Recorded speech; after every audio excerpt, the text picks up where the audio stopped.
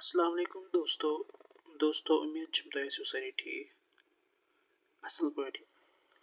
आज करो अस कत प्रधानमंत्री आवास योजना मुतलिक दोस्तों यह सह scheme yes ministry of rural development अमे मूजूब कर ताकि सोन गरीब तबका वक्त मकान कह और तिम लोग बना मकान बनाने ताकत कह सरकारन यह स्कीम कर्म अमे मूजूब ताकि तिमन वात फायद दोस्तों 2015 पे 2029 तम नो टारगेट 2 करोड़ मकान बनाने नोक टारगेट प्रधानमंत्री नरेंद्र मोदी सबन कोर तम खतर रजिस्ट्रेशन करें जरूरी प्रधानमंत्री आवास योजना रजिस्ट्रेशन कत पे करें क्या कर कोतन गसन तम खतर रूजू तुम ये वीडियो मज बनित बह हावो तुम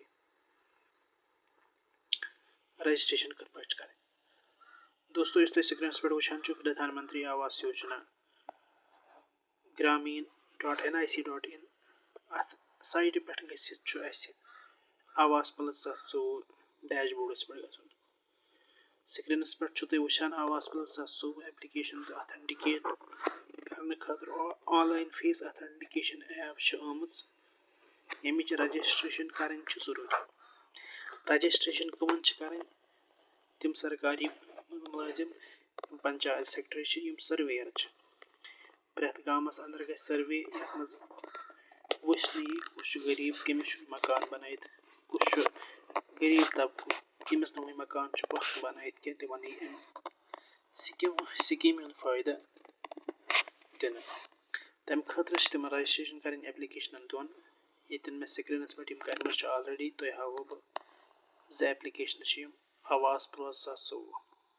आवास प्लस 2024 मज जो ऑप्शन असिस्टेड सर्वे तो सेल्फ सर्वे असिस्टेड सर्वे मज तिमन ऑफिशियलन डिपार्टमेंट ऑफ रूरल डेवलपमेंट सहित वाबस्त थावन तिहंद खतर तिमन आधार नंबर दिथ पन पान अथेंटिकेट करने खतर तिमन ऑनलाइन फेस अथेंटिकेशन ऐप इस प्रेन रजिस्ट्रेशन यथ मज गई थोड़ा मॉडिफिकेशन मतलब थोड़ा ट्रांसपेरेंसी अन्न खतर यथ मज फेस अथेंटिकेशन जरूरी फेस अथेंटिकेशन तेली गस लॉग इन यह मतलब करो रजिस्ट्रेशन पानस अथेंटिकेट करना ब्या एप्लिकेशन चलत कह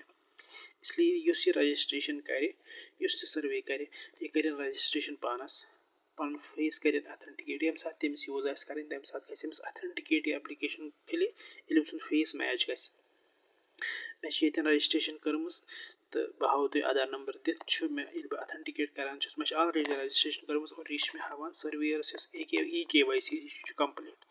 as per the instruction ministry of rural development वन गई सर्वे स्टार्ट कह कह नफर हेको एड